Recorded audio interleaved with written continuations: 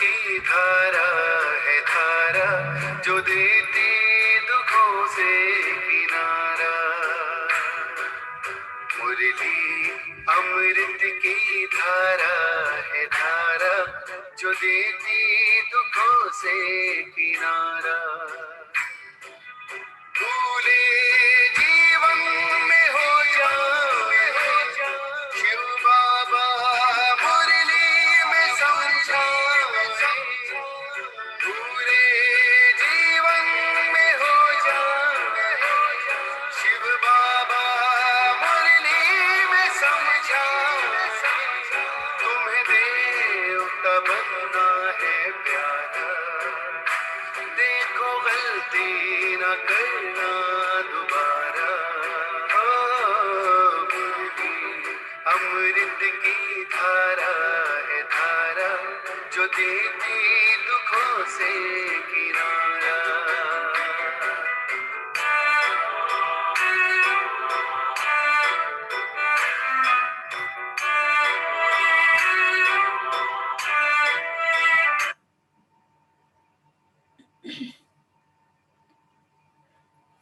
ओम शांति। ओम शांति। ओम शांति।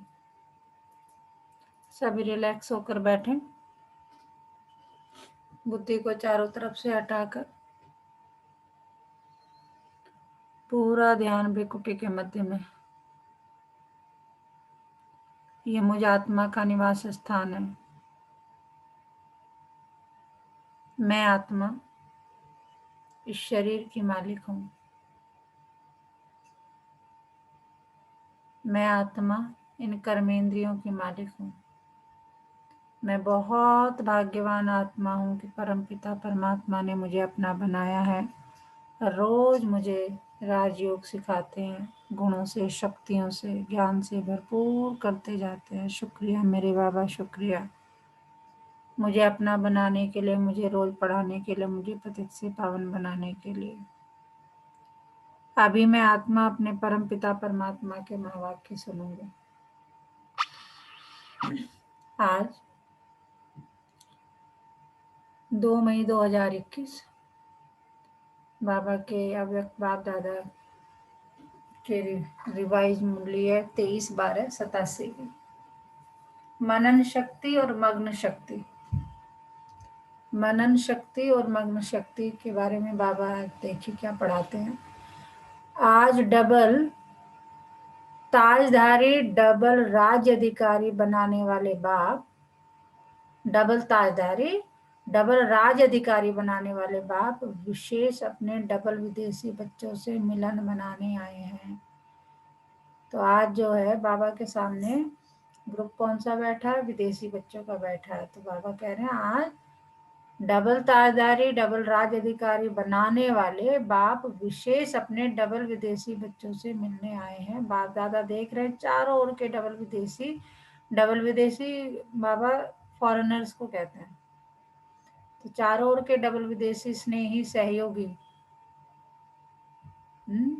चारों ओर के डबल विदेशी स्नेही और सहयोगी। 1 मिनट। सदा सेवा के उमंग उत्साह से स्नेह और सेवा दोनों में आगे बढ़ते जा रहे हैं। हर एक के मन में यह उत्साह है कि हमें बाप दादा की प्रत्यक्षता का झंडा लहराना है। हर दिन उत्साह के कारण संगम युग को उत्सव प्रमाण अनुभव करते उड़ते जा रहे हैं, क्योंकि जहां हर समय उत्साह है, चाहे बाप दादा से याद द्वारा मिलन मनाने का, चाहे सेवा द्वारा प्रत्यक्ष फल प्राप्त होने के अनुभव के उत्साह में, दोनों उत्साह हर घड़ी हर दिन उत्सव का अनुभव कराते हैं। दुनिया के लोग विशेष उत्सव के दिन उत्साह का अनुभव करते हैं। दुनिया के लोग तो आज होली है, दिवाली है, किसी का बर्थडे है, किसी की शादी है, तो बाबा कह रहे दुनिया के लोग विशेष उत्सव के दिन उत्साह का अनुभव करते हैं, लेकिन ब्राह्मण आत्माओं के लिए संगम युग ही उत्साह का युग है। हर दिन नया उत्साह, उमंग, उल्लास स्वतः ही अनुभव होता रहता। इसलिए संगम युग के हर दिन खुशी की खुराक खाते बाप द्वारा अनेक प्राप्तियों के गुण गाते डबल लाइट बन सदा उत्साह में नाचते रहते हैं। उत्सव में क्या करते हैं? खाते हैं, गाते हैं और नाचते हैं। अभी विदेशी में विशेष क्रिसमस मनाने की तैयारी अभी विदेश में विशेष क्रिसमस मनाने की तैयारी कर रहे हैं। खाना, गाना, बजाना और नाचना यही करेंगे ना, और मिलन मनाएंगे। आप हर दिन क्या करते हो? अमृत वेले से लेके रात तक यही काम करते हो ना। सेवा भी करते हो, सेवा अर्थात ज्ञान डांस करते हो। बाप दादा के गुणों के गीत आत्माओं को सुनाते हो, तो रोज उत्सव मनाते हो ना। कोई दिन ऐसा नहीं जो बच्चे ब्राह्मणीय कार्य न करते हो। संगम युग का हर दिन उत्साह भरे उत्सव का दिन है। वह तो एक दो दिन मनाते हैं, लेकिन बाप दादा सभी ब्राह्मणों को ऐसे श्रेष्ठ बनाते हैं, ऐसे गोल्डन गिफ्ट देते हैं जो सदा के लिए संपन्न, सदा भरपूर बन जाते हो। वो लोग क्रिसमस के दिन का इंतजार करते हैं कि क्रिसमस फादर आकर आज गिफ्ट देंगे। वह क्रिसमस फादर को याद करते, और आप किसमिस जैसा मीठा बनाने वाले बाप को याद करते हो। इतनी गिफ्ट मिली है जो 21 जन्म यह गिफ्ट चलती रहती है। वह विनाशी गिफ्ट थोड़ा समय चल साथ रहेगी। जैसे वो लोग क्रिसमस ट्री को सजाते हैं, बाप दादा इस बेहद के वर्ड ट्री में आप चमकते हुए सितारों को, संगम युगी श्रेष्ठ धरती के सितारों को अविनाशी लाइट माइट स्वरूप में स्थित होने का अनुभव कराते हैं। वो लोग भी स्टार को मानते हैं, स्टार सजाते हैं। आप स्टार्स का यादगार स्थूल चमकती हुई लाइट के रूप में दिखाते हैं। यह लाइट से सजाते हैं, फूलों से सजाते हैं। यह किसका? बाबा क्रिसमस ट्री का भी बता रहे हैं कि वो लोग स्टार्स को मानते हैं, स्टार्स सजाते हैं। आप स्टार्स का यादगार स्थूल चमकती हुई लाइट के रूप में दिखाते हैं, लाइट से सजाते हैं, फूलों से सजाते हैं। यह किसका यादगार है? रूहानी खुशबूदार फूलों ब्राह्मण आत्माओं का। यह सब उत्सव आप संगम युगी ब्राह्मणों के उत्साह भरे उत्सवों के यादगार है। संगम युग पर कल्प वृक्ष के चमकते हुए सितारे, रूहानी गुलाब, आप ब्राह्मण आत्माएं हो, अपना ही यादगार स्वयं देख रहे हो। अविनाशी बाप द्वारा अविनाशी रत्न बनते हो, इसलिए अंतिम जन्म तक अपना यादगार देख रहे हो। डबल रूप का यादगार देख रहे हो। संगम युग के रूप का यादगार भिन्न भिन्न रूप से रीति से दिखाते हैं, और दूसरा भविष्य देव पद का यादगार देख रहे हैं। न सिर्फ अपने रूप का यादगार देखते हो, लेकिन आप श्रेष्ठ आत्माओं के श्रेष्ठ कर्मों का भी यादगार है। बाप और बच्चे के चरित्र का भी यादगार है, तो अपना यादगार देख सहज याद आ जाता है ना कि हर कल्प हम ऐसी विशेष आत्माएं बनते हैं, बने थे, बने हैं और आगे भी बनते रहेंगे। ये पूरा जो है चक्र है 84 का। बाप दादा ऐसे सदा याद में मगन रहने वाले, जिन्हों का यादगार अभी है, ऐसे बच्चों को देख हर्षित हो रहे हैं। याद में रहने वालों का यह यादगार है। याद का महत्व, यादगार देख रहे हो, तो डबल विदेशी बच्चों को अपना यादगार देख खुशी होती है ना। बाप दादा को डबल विदेशी बच्चों को देख डबल खुशी होती है। क्यों? एक तो कोने कोने में कल पहले वाले बिछड़े हुए खोए हुए बच्चे फिर से मिल गए। बाबा कह रहे मुझे डबल, मैंने नाम भी डबल विदेशी सी लेकर उन्हें देख के मुझे डबल खुशी क्यों होती है कि एक तो कल्प कल्प पहले वाले बिछड़े हुए खोए हुए बच्चे फिर से मिल गए, और खोई हुई चीज अगर मिल जाए तो खुशी होती है ना। बाप तो सभी बच्चों को देख खुश होते, चाहे भारतवासी चाहे विदेशी। दूसरी बात डबल विदेशी बच्चों की है, जो भिन्न धर्म, भिन्न रीति रस्म के पर्दे के अंदर छिपे होते हुए भी इस पर्दे को सहज समाप्त कर बाप के बन गए। यह पर्दा हटाने की विशेषता है। पर्दे के अंदर से भी बाप को जानने की विशेषता डबल विदेशियों की है। तो डबल खुशी हो गई ना। डबल विदेशी बच्चों का निश्चय और नशा अपना अलौकिक है।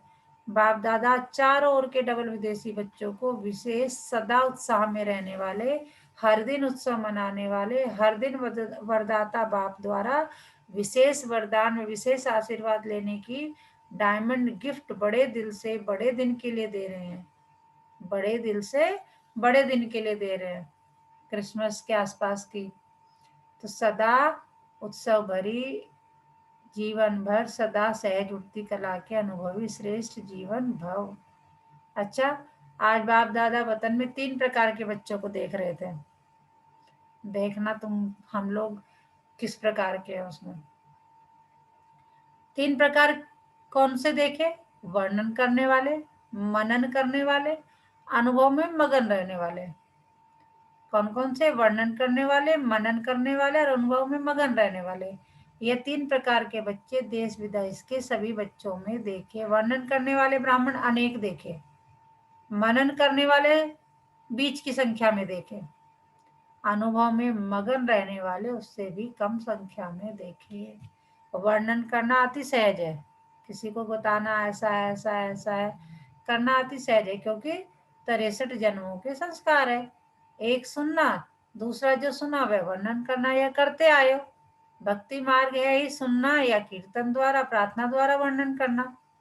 क्या करते हैं? या तो जाके सत्संग सुनते हैं, बैठते हैं, या एक सुनने वाले होते हैं कीर्तन और एक सुनाने वाले होते हैं। तो भक्ति मार्ग है ही सुनना या कीर्तन द्वारा प्रार्थना द्वारा वर्णन करना। साथ साथ देह अभिमान में आने के कारण व्यर्थ बोलना, यह पक्के संस्कार है। जहाँ व्यर्थ बोल होता है वहां विस्तार स्वतः ही होता है। एक चीज का तिल का ताड़ अपने आप ही बना दिया जाता है जो फालतू बोलता है। स्वचिंतन अंतर्मुखी बनाता है, परचिंतन वर्णन करने के विस्तार में लाता है। स्वचिंतन अपने बारे में है ना, वो क्या बनाता है? अंतर्मुखी, कम बोलना, अपने में रहना।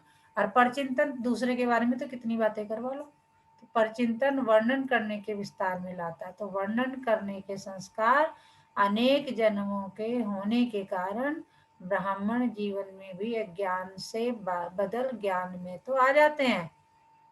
अज्ञान से बदलकर किसमें है? ज्ञान में तो आ जाते हैं। ज्ञान को वर्णन करने में जल्दी होशियार हो जाते हैं।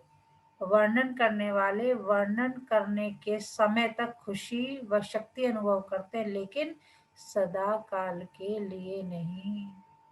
कि जो सुनाने वाले हैं ना, वो बस तब तक खुश हो रहे हैं कि भाई मैं जो है ज्ञान सुना रहा हूँ या किसी की सेवा कर रहा हूँ, ये है। उसके बाद नहीं। मुख से ज्ञानदाता का वर्णन करने के कारण शक्ति और खुशी, यह ज्ञान का प्रत्यक्ष फल प्राप्त हो जाता है, लेकिन शक्तिशाली स्वरूप सदा खुशी स्वरूप नहीं बन सकते। देखो जी, बाबा ने बता दिया कि मुख से क्या है? ज्ञानदाता का वर्णन करने के कारण क्या होता है? शक्ति और खुशी, यह ज्ञान का प्रत्यक्ष फल प्राप्त हो जाता है, लेकिन शक्तिशाली स्वरूप सदा खुशी स्वरूप नहीं बन सकते। फिर भी ज्ञान रतन है और डायरेक्ट भगवान वाच है, इसलिए यथाशक्ति प्राप्ति स्वरूप बन जाते हैं। ये तो वर्णन वाले हुए। मनन वाले, मनन करने वाले सदा जो भी सुनते उनको मनन कर स्वयं भी हर ज्ञान की पॉइंट का स्वरूप बनते। मनन शक्ति वाले गुण स्वरूप, शक्ति स्वरूप, ज्ञान स्वरूप और याद स्वरूप स्वतः ही बन जाते हैं, क्योंकि मनन करना अर्थात बुद्धि द्वारा ज्ञान के भोजन को हजम करना है। जैसे स्थूल भोजन अगर हजम नहीं होता तो शक्ति नहीं बनती। कितना अच्छा एग्जाम्पल दिया बाबा ने, देखो। जैसे स्थूल भोजन अगर हजम नहीं होता तो शक्ति नहीं बनती, सिर्फ मुख के स्वाद तक रह जाता है।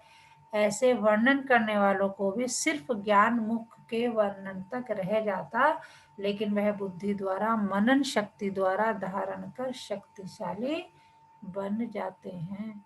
मनन शक्ति वाले सर्व बातों के शक्तिशाली आत्मा बनते हैं। मनन करने वाले सदा स्वचिंतन में बिजी रहने कारण माया के अनेक विघ्नों से सहज मुक्त हो जाते हैं। हम उसने ऐसे किया, उसने ऐसे किया, उसने ये किया, उसने वो किया, अगर पर चिंतन में लगे हुए हैं तो कुछ ना कुछ विघ्न, हमने कुछ बोला तो दूसरा को अगर वो बात पता चली तो वो फिर तुम्हें कुछ सुनाएगा। तो पर चिंतन करने वाले ऐसे ही रहते हैं। स्वचिंतन ना किसी से मतलब है, ठीक है भैया इसका अपना पार्ट है, मेरा अपना पार्ट है, सब अपने पार्ट के अनुसार कर रहे हैं। तो बाबा कह रहे हैं कि मनन करने वाले सदा स्वचिंतन में बिजी रहने के कारण माया के अनेक विघ्नों से सहज मुक्त हो जाते हैं, क्योंकि बुद्धि बिजी है। तो माया भी बिजी देख किनारा कर लेती है। अगर हम बिजी बैठे हैं और कोई हमसे बात करना चाह रहा है तो क्या होगा? एक बार देखेगा, दो बार देखेगा, फिर चला जाएगा कि भैया तो चलो बिजी है। या हम ही किसी से बात करना चाह रहे हैं और हम उसे देखते हैं वो बिजी है, एक बार ट्राई करेंगे, दो बार, फिर कहेंगे चलो ये तो बिजी है, चले जाएंगे। तो बाबा क्या कहते हैं कि बुद्धि बिजी है तो माया भी बिजी देख किनारा कर लेते। दूसरी बात, मनन करने से शक्तिशाली बनने के कारण स्व स्थिति कोई भी परिस्थिति में हार नहीं खिला सकती। तो मनन शक्ति वाला अंतर्मुखी सदा सुखी रहता है। समय प्रमाण शक्तियों को कार्य में लगाने की शक्ति होने के कारण जहाँ शक्ति है वहाँ माया से मुक्ति है। तो ऐसे बच्चे विजयी आत्माओं की लिस्ट में आते हैं। तीसरे बच्चे कैसे हैं? सदा सर्व अनुभव में मगन रहने वाले। पहला था वर्णन, दूसरा था क्या? मनन, और तीसरा है सदा सर्व अनुभव में मगन रहने वाले। मनन करना जो सेकंड स्टेज बाबा ने बताई, मनन करना यह सेकंड स्टेज है, लेकिन मनन करते हुए मगन रहना यह फर्स्ट स्टेज है। मगन रहने वाले स्वतः ही निर्विघ्न तो रहते ही हैं, लेकिन उससे भी ऊंची विघ्न विनाशक स्थिति रहती है, अर्थात स्वयं निर्विघ्न बन औरों के भी विघ्न विनाशक बन सहयोगी बनते हैं। कितनी बड़ी बात है। बाबा कह रहे तुम तो विघ्नों से मुक्त हो ही जाओगे, औरों के भी विघ्नों को क्या करोगे? विनाश करोगे और उनके सहयोगी बनोगे। अनुभव सबसे बड़े ऑथोरिटी है। अनुभव की ऑथोरिटी से बाप समान मास्टर ऑलमाइटी ऑथोरिटी की स्थिति का अनुभव करते हैं। मगन अवस्था वाले अपने अनुभव के आधार से औरों को निर्विघ्न बनाने के एग्जाम्पल बनते हैं, क्योंकि कमजोर आत्माएं उन्हों के अनुभव को देख स्वयं भी हिम्मत रखती है। कितनी बड़ी बात है, देखो। मगन अवस्था वाले अपने अनुभव के आधार से औरों को निर्विघ्न बनाने के एग्जाम्पल बनते हैं। क्यों? क्योंकि कमजोर आत्माएं उन्हों के अनुभव को देख स्वयं भी हिम्मत रखती है, उत्साह में आती है, हम भी ऐसे बन सकते हैं। मगन रहने वाली आत्माएं बाप समान होने कारण स्वतः ही बेहद के वैराग्य वृत्ति वाली, बेहद के सेवाधारी और बेहद के प्राप्ति के नशे में रहने वाले सहज बन जाते हैं। मगन रहने वाली आत्माएं सदा कर्मातीत अथवा कर्म बंधन से न्यारी और सदा बाप की प्यारी है। तो देखो जी, बाबा ने तीनों तरह का मगन आत्मा, देखिए कितने कितने कितने कितने वर्णन बाबा ने मगन आत्मा के कर दिए। मगन आत्मा सदा तृप्त आत्मा, संतुष्ट आत्मा, संपन्न आत्मा, संपूर्णता के अति समीप आत्मा है। सदा अनुभव की अथॉरिटी के कारण सहज योगी, स्वतः योगी ऐसी श्रेष्ठ जीवन, न्यारी और प्यारी जीवन का अनुभव करते हैं। उनके मुख से अनुभवी बोल होने कारण दिल में समा जाते हैं। बाबा कह रहे जो इतना वो होता है, तो उसके अगर तुम आप सुनोगे भी ना, तो उसकी बात तुम्हारे दिल पे असर करेगी। तो ये कह रहा है कि उनके मुख से अनुभवी बोल होने के कारण दिल में समा जाते हैं और वर्णन करने वाले के बोल दिमाग तक बैठते हैं।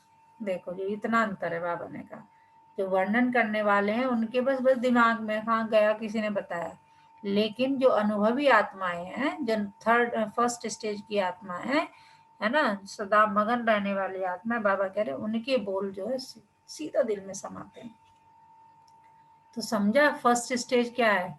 मनन करने वाले भी विजयी हैं, लेकिन सहज और सदा में अंतर है। बाबा कह रहे मनन करने वाले भी विजयी है, लेकिन ये है कि वो क्या है? सहज है।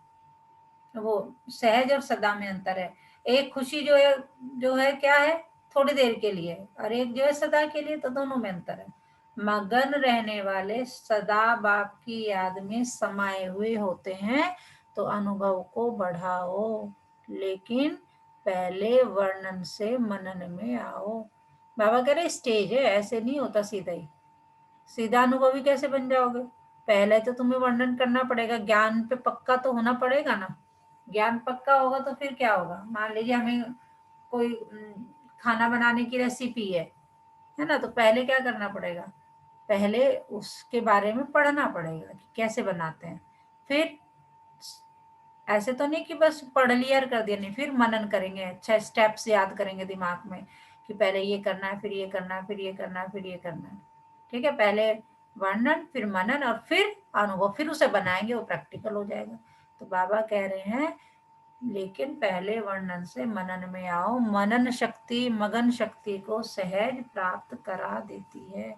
मनन करते करते अनुभव स्वतः ही बढ़ता जाएगा। मनन करने का अभ्यास अति आवश्यक है, इसलिए मनन शक्ति को बढ़ाओ। सुनना और सुनाना तो अति सहज है। समझा? बाबा कह रहे सुनना और सुनाना तो अति सहज है, वो तो तुम भक्ति मार्ग से करते आए हो। मनन शक्ति वाले, मगन रहने वाले, सदा पूज्य, वर्णन करने वाले सिर्फ गायन योग्य होते हैं। अंतर भी बता दिया बाबा ने, देखो कि मनन शक्ति वाले, मगन रहने वाले सदा पूज्य होते हैं, और वर्णन करने वाले सिर्फ गायन योग्य होते हैं। तो सदा अपने को गायन पूज्य योग्य बनाओ। समझा? तो क्या सुना है बाबा ने अभी तक? हाँ जी। आज तो ओम आपने शांति। बहुत ही, हाँ, ब्रेन वॉश कर दिया एक एक वो करके। मैम आज ना बाबा जी ने ना विदेश, आज तो बड़ी जलन हो रही है, विदेश वाले बच्चों को ज्यादा प्यार करते हैं हमारे बाबा। डबल वाला उनको ताज मिलता है, हर चीज एक स्पेशली होता है उनके लिए संडे में। देखो होता ही है ना कि भाई एक बच्चा रोज पास ही रह रहा है और एक दूर से आया।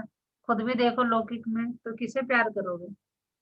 प्यार हाँ ऐसा उनको नहीं कि ही। जो पास है उसे नहीं करते हो, लेकिन हाँ वो तो।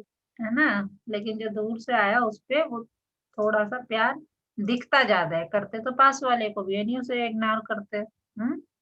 हाँ हाँ जी। आज बाबा जी ने बहुत अच्छी बात बोली है। उन्होंने बोला है कि मेरे बहुत सारे बच्चे हैं, पर जो संख्या है बच्चों की आज उन्होंने डिस्क्राइब करी है। कुछ कैटेगरी में किसी को डाला है, कुछ कैटेगरी में किसी को डाला है। हम्म, एक बोला है मेरे वर्णन वाले बच्चे सबसे पहले हैं।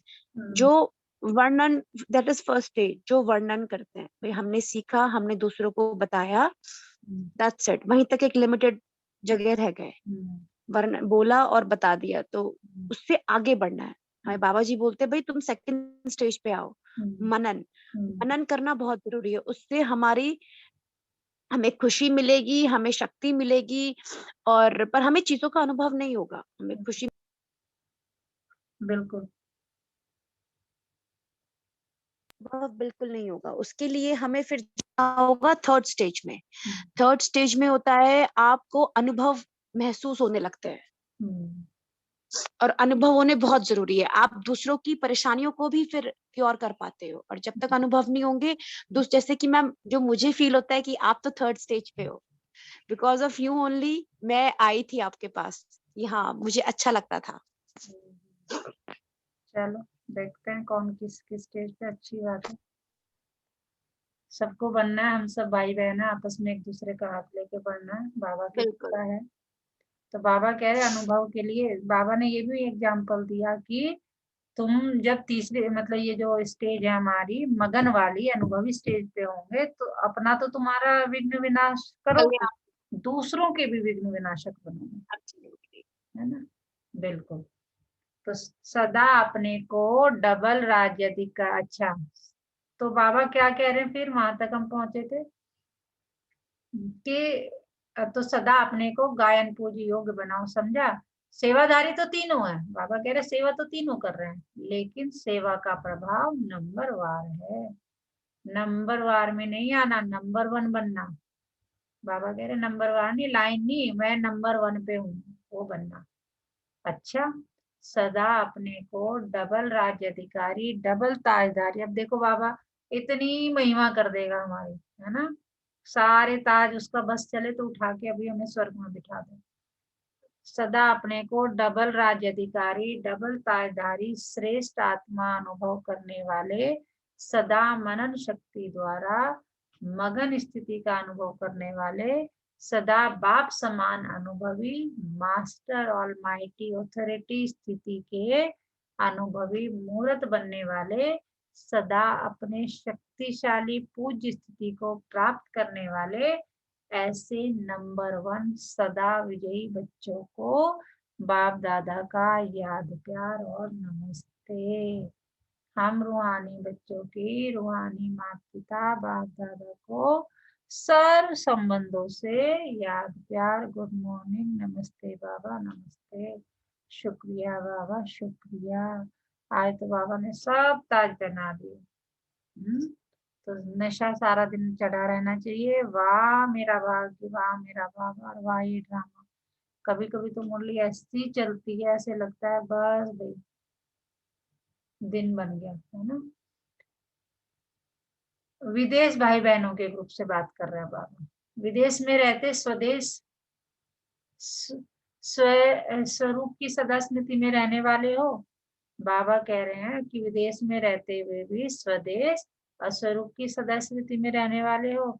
जैसे बाप परम धाम से इस पुराने पराये देश में प्रवेश हो जाते हैं, ऐसे आप सभी भी परम धाम निवासी श्रेष्ठ आत्माएं, सहज योगी आत्माएं ऐसे अनुभव करती हो कि हम भी परम धाम निवासी आत्माएं इस साकार शरीर में प्रवेश कर विश्व के कार्य निमित्त है।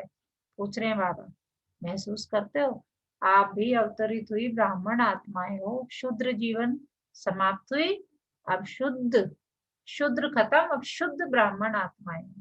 ब्राह्मण कभी अपवित्र नहीं होते, ब्राह्मण अर्थात पवित्र। ब्राह्मण का मतलब ही क्या होता है? पवित्र। तो ब्राह्मण हो या मिक्स हो, दोनों नाम में पांव रखने वाले नहीं, एक ही नाम में दोनों पांव रखने वाले। बाबा सब जानता है। कुछ बच्चे ब्राह्मण ऐसे भी होते हैं, ज्ञान भी सुनते हैं, मुरली भी सुनते हैं, फिर भी श्रीमत पर नहीं चलते, झूठ भी बोलेंगे, मतलब पांचों विकार में भी जाएंगे, बाहर का खाना पीना भी सब करेंगे, सब कुछ करेंगे। तो वो कहते हैं हाँ ठीक है, ज्ञान तो मतलब बहुत सी आत्मा है, तो बाबा जानता है सब कुछ, इसीलिए बाबा कह रहा है तो एक ही नाव में दोनों पांव रखते हो। तो ब्राह्मण आत्माएं अवतरित आत्माएं हैं। वैसे भी जो भी आत्माएं अवतार बनकर आई है, अवतार रूप से प्रसिद्ध है, वह किस लिए आती हैं? किस लिए आते हैं अवतार रूप में? हुआ है श्रेष्ठ परिवर्तन करने के लिए। तो आप अवतारों का काम क्या है? विश्व परिवर्तन करना, रात को दिन बनाना, नरक को स्वर्ग बनाना। इतना बड़ा कार्य करने के लिए अवतरित हुए हो, अर्थात ब्राह्मण बने हो। देखो भाई हमारा काम कितना है, बाबा ने कितनी बड़ी जिम्मेदारी बता रहा है कि विश्व परिवर्तन करना। हम सब जो अवतार हैं, विश्व परिवर्तन करना, रात को दिन बनाना, नरक को स्वर्ग बनाना, इतना बड़ा कार्य करने के लिए अवतरित हुए, अर्थात ब्राह्मण बने हो। ये काम याद रहता है ना। लौकिक सर्विस भी किस लिए करते हो? बाबा कह रहे कमाई करते हो, बिजनेस करते हो, सर्विस करते हो, किस लिए करते हो? इनकम भी कहाँ लगाने के लिए? सेंटर खोलने के लिए करते हो या लौकिक परिवार के लिए करते हो? अगर ये लक्ष्य रहता है कि कमाई भी ईश्वरीय कार्य में लगाने के लिए करते हैं, लौकिक कार्य करते भी सेवा भी याद रहती है ना। और किसके डायरेक्शन से करते हो? जब बाप की श्रीमत प्रमाण करते हो तो जिसकी श्रीमत है वही याद आएगा ना। इसलिए बाप दादा कहते हैं लौकिक कार्य करते, क्या कह रहे हैं बाबा, कि लौकिक कार्य करते भी सदा अपने को ट्रस्टी समझो, कि ये जो कुछ सब चल रहा है सब बाबा का दिया हुआ। ये घर भी बाबा का, ये परिवार भी बाबा का, मैं भी बाबा का, ये पैसा भी बाबा का, सब कुछ है। मैं तो ट्रस्टी हूँ। बाबा से पूछ पूछ के काम करना, ट्रस्टी भी हो और वारिस भी हो। कितना बड़ा, मतलब बहुत ही बाबा देखो कितना चालाक है, ट्रस्टी भी बना रहा है और वारिस भी बना रहा है। ट्रस्टी भी और वारिस भी हो, चाहे कहीं भी रहते हो, लेकिन मन से समर्पित हो तो वारिस हो। मैं बाबा का, बाबा मेरा, तो बाबा की जितनी संपत्ति मेरी संपत्ति, बाबा के जितने गुण मेरे गुण, बाबा के जितनी शक्तियां वो सब मेरी शक्ति है। तो वारिस हो गए ना। वारिस का अर्थ यह नहीं मधुबन में आकर रहो, लेकिन सेवा क्षेत्र पर रहते भी अगर मन से मेरापन नहीं है, अर्थात समर्पित है, तो वारिस है। तो सरेंडर हो या अभी कर्म बंधन के अंडर हो। बाबा कह रहे सरेंडर होने का मतलब ये नहीं कि तुम आके जो है यहाँ बैठ जाओ मधुबन में, या सेंटर पे ही, जो सेंटर खुले में वहीं आके बैठ जाओ। तो बाबा कह रहे हैं तो सरेंडर हो या अभी कर्म बंधन के अंडर हो, जब मन से समर्पित हो गए तो समर्पित आत्मा को बंधन नहीं लगेगा, क्योंकि सरेंडर हो गए ना। सरेंडर हो गए माना सभी बंधनों को भी सरेंडर कर दिया। अगर मन को कोई भी बंधन खींचता है तो समझो बंधन है। कह कह देते हैं ना भाई, मुरली इस टाइम नहीं सुन सकते ये दिक्कत है, इस टाइम नहीं योग कर सकते ये दिक्कत है, सेंटर नहीं आ सकते ये दिक्कत है, कहीं सेवा के लिए नहीं, बहुत है। तो बाबा कह रहे हैं अगर मन को कोई भी बंधन कि वहां जाना ठीक है, वहां है तो उसका कुछ ना कुछ तोड़ जरूर निकलता है। तो बाबा कह रहे हैं अगर है तो समझो बंधन है, बाकी आता है और चला जाता है तो बंधन नहीं। तो हम अवतार हैं, ऊपर से आए, ये सदा स्मृति में रखो। अवतार आत्माएं कभी शरीर के हिसाब किताब के बंधन में नहीं आएंगे। विदेही बन विदेही बन करके कार्य करेंगी। शरीर का आधार लेते हैं लेकिन शरीर के बंधन में नहीं बंधते, तो ऐसे बने हो, पूछ रहे बाबा। तो सदा अपने को शरीर के बंधन से न्यारा बनाने के लिए अवतार समझो कि हम कौन है, अवतार हैं। जो हमारा काम है विश्व परिवर्तन करना। तो इस विधि से चलते रहो तो सदा बंधन मुक्त न्यारे और सदा बाप के प्यारे बन जाएंगे। वरदान क्या है? अपनी विजय व सफलता को निश्चित समझकर सदा निश्चिंत रहने वाले निश्चय बुद्धि भव। अपनी विजय व सफलता को निश्चित समझकर, क्यों निश्चित है? क्योंकि हम बाप के हैं, है ना, सर्वशक्तिमान हमारे साथ है। तो अपनी विजय व सफलता को निश्चित समझकर सदा निश्चिंत रहने वाले निश्चय बुद्धि भव। जो बच्चे सदा बाप में, स्वयं के पार्ट में और ड्रामा की हर सेकंड की एक्ट में 100% निश्चय बुद्धि है, उनकी विजय व सफलता निश्चित है। और निश्चित हो विजय होने के कारण क्या है? वो सदा निश्चिंत रहते हैं, उनके चेहरे से चिंता की कोई भी रेखा दिखाई नहीं देगी। उन्हें सदा निश्चय रहता है कि यह कार्य वह यह संकल्प सिद्ध हुआ ही पड़ा है, क्योंकि बाबा मेरे साथ है। ये काम मेरा नहीं है, ये बाबा का है। बाबा चाहे तो करा ले, नहीं चाहे तो नहीं कराए। उसमें भी दुखी नहीं होना कि भी नहीं हुआ तो क्या। बाबा मैं तो कौन हूँ? ट्रस्टी हूँ।